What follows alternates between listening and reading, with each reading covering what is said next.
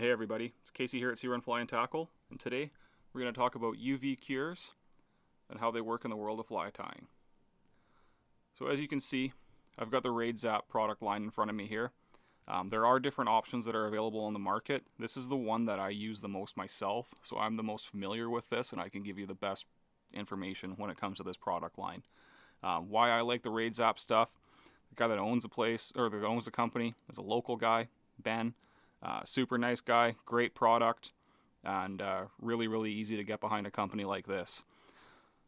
So as you'll see, RaidZap offers different colors: fluorescent orange, we've got fluorescent pink, black widow, which is one that I use a lot, and I'll show you what I use it for, fluorescent red, and there's also a fluorescent green as well. I think I left that one on my fly tying bench at home.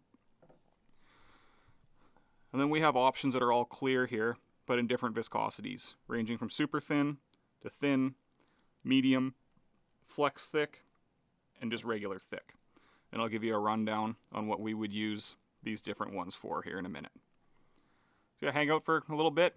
We'll talk about UV cures, why we use them, the pros and cons, and why I think you should add them to your fly tying arsenal. So when we're working with UV cures, there's two things that we really need. Obviously, our bottle of cure and a UV flashlight. And what this UV flashlight does is it basically sets up your bottle of the cure that you've put on your fly.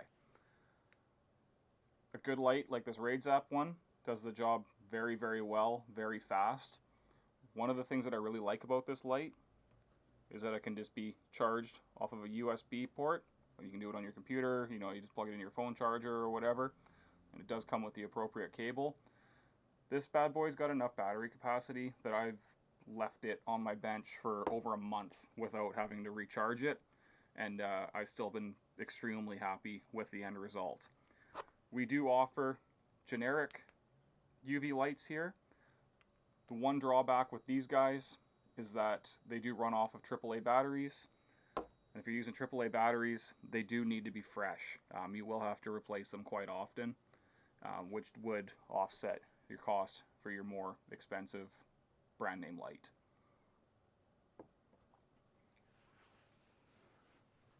So when we're using a UV cure, what we sell the most of here in the shop would be either super thin or thin. And what guys are primarily, or what people are primarily using this for, is coating a body on a chironomid.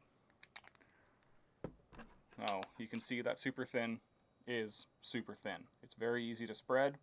It'll absorb into the materials and make the body of that fly a heck of a lot more durable than if you just left it on its own. So by giving that little fly a quick blast of light and a light coat of that glue, you're going to take it from lasting 2 to 3 fish to 20 to 30 fish, making it extend the life of your flies in your box. It will also help that fly sink because that material is dense, so it will add a little bit of weight to your fly, and it's going to smooth everything out, creating less drag in the water, allowing it to sink faster. So that's one of the applications that we use this stuff for. One thing I will say is that even though this stuff sets up really fast under the UV light, it's still, I'll use this in quotations, hot. Not physically hot to the touch, but if you were to grab it right now on that body that we just cured, it will cloud up a little bit. So what I would typically do is just set this guy off to the side for a few minutes, throw it on a cork or something, leave it on the side of your desk before you throw them in the box. If you do happen to touch it before that's all cooled down, a coat of head cement, or you can even go another coat of your super thin on there, and that'll bring that sheen back. I'm going to pop a little Perdigon, little Euro nymph in here. And on this fly, I've used 3 different RaidZap products. I've used the super thin on the body to add durability. I've used Black Widow, which I like a lot, on the back here to simulate the wing case on my nymph. And I've also used the fluorescent orange to create a hot spot, or what some people would call a trigger point on this fly.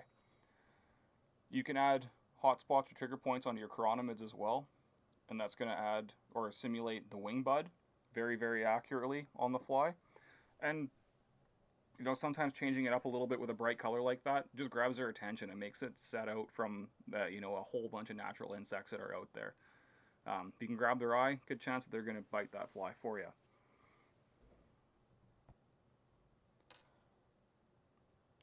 Here's a little chum fry that I tie.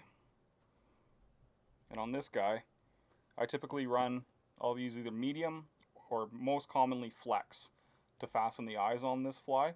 Why I like the flex is if I do make a bad cast and it hits the rocks or something behind me, this cure is not going to chip. It does have some actual pliable flex to it. You can take a dab of it and hit it with a hammer.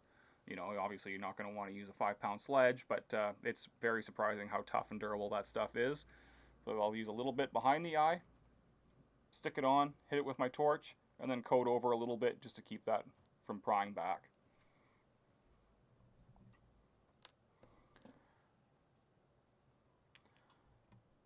I quite often use thick on a fly like the surf candy here, and that's because I want to build up the body a little bit.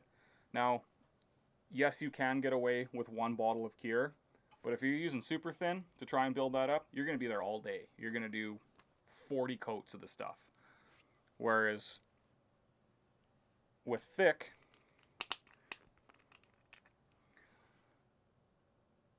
you can see how much more viscous that is coming out of the bottle compared to that super thin that was almost dripping out of there when we coated that chironomid. So that stuff there, you can see you can work it around quite a bit. It's not going to sag on you. Gives you all the time in the world. You know, it's not like epoxy. You're not sitting there trying to rotate the thing, keep everything even as best as you can for 5 minutes. And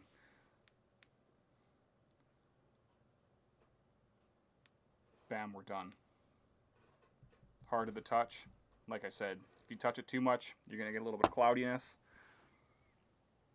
And one of the cool things that we can do here, if I want to simulate the gills on a fly, or on a little bait fish like this,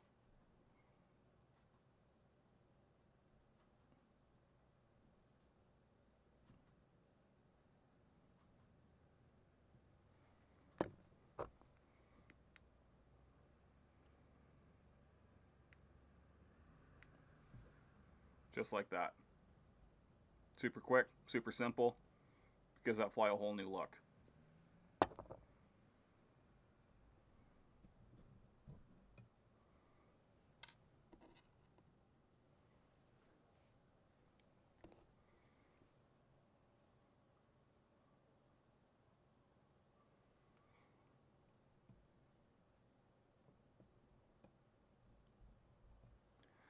Now there are applications where you can use this stuff on a dry fly.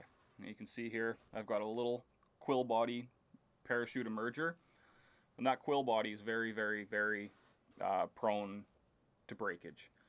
Whether they can just get brittle on you or just be cut by the teeth of a fish. So again, I would have taken super thin, give that a really light coat, just enough to keep that material all glued together, but not enough that it's going to pull that fly under and sink it on me. So now you have a simple rundown on how we use UV cures in the world of fly tying. If you haven't tried these yet, definitely worth adding to your fly tying kit. I think you'd be really surprised what you can come up with. I've done even, you know, added pupils onto dumbbell eyes, for example, that didn't come with them. I can make a little custom eye, for example, like a pink one with a black dot or black pupil, sorry. And you can really let your imagination run wild with this stuff. Yeah, pick some up. I think you really, really like it. If you like this video, give us a like, subscribe to us on YouTube, check us out online, www.c-run.com. Give us a call, come on by, send us an email. More than happy to help you out with any of this stuff. Hope you enjoy this one. Thank you. Bye.